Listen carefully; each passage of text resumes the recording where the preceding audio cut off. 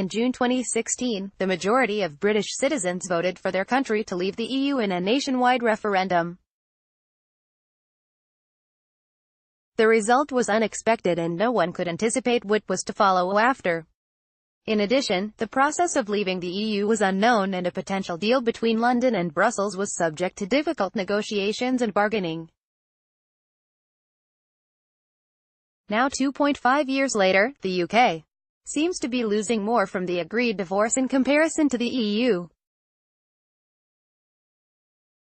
While the latter has managed to secure a deal to protect its interests as well as appease fears that Brexit could start a chain reaction of other countries leaving the EU, the UK, on the other hand, has entered a period of political division, frustration, and uncertainty. At the time of writing, several options are being discussed.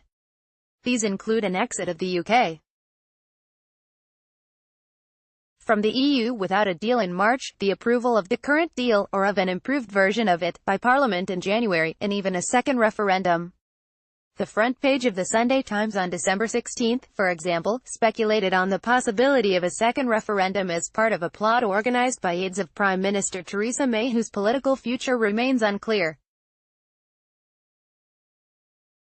Although she recently survived a no-confidence vote, her Conservative Party is divided between supporters of her agreement with the EU and MPs who fiercely oppose it.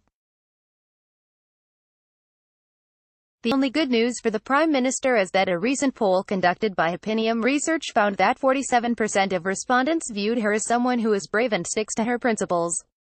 Labour Party leader, Jeremy Corbyn, is also facing mounting political challenges.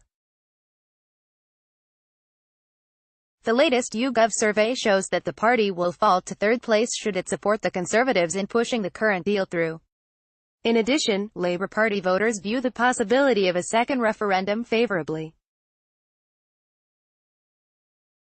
The survey also found that the majority of respondents, 59%, prefers that the country stays in the EU, while the minority, 41%, supports a departure on the basis of May's deal. Surveys asking British citizens how they would vote in a potential second referendum have already taken place.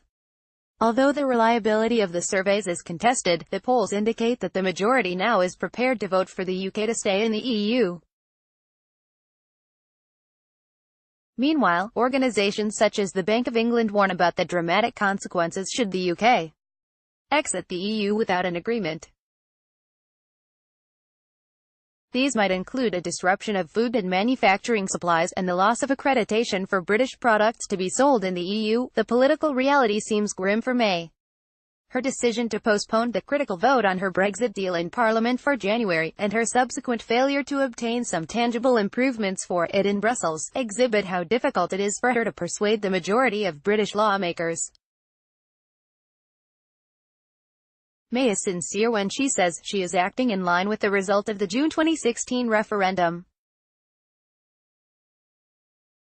But seeing that Brexit is now deadlocked and economic turmoil is approaching, the decision for a second referendum could be a rational option. There is not much the UK might envy about Greece as far as politics is concerned, but under the current circumstances, the ease at which Greek politicians are maneuvering appears to be useful.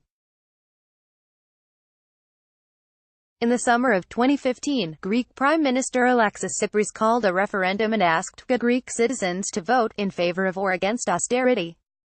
The majority voted against austerity, empowering him to either leave the Eurozone or achieve a better economic accord for Greece.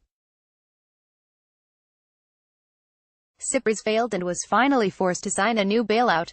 He did not resign and won the snap election he called in spite of his turnover. Theresa May can carefully study Tsipras' political behavior and the reaction of Greek citizens.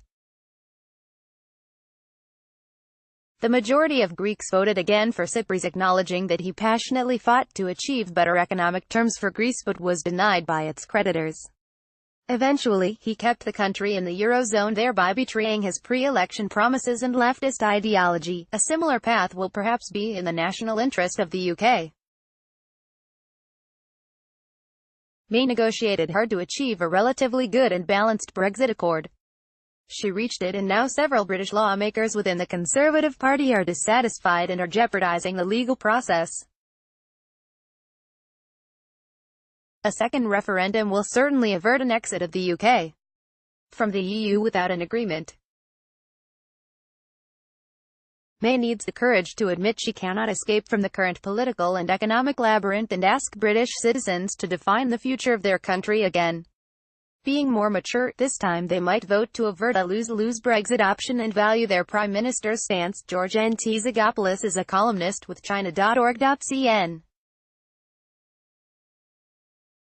For more information, please visit http://www.china.org.cn/opinion/George@Zagopoulos.h. Team opinion articles reflect the views of their authors, not necessarily those of China.org.cn. Follow China.org.cn on Twitter and Facebook to join the conversation. China News app download.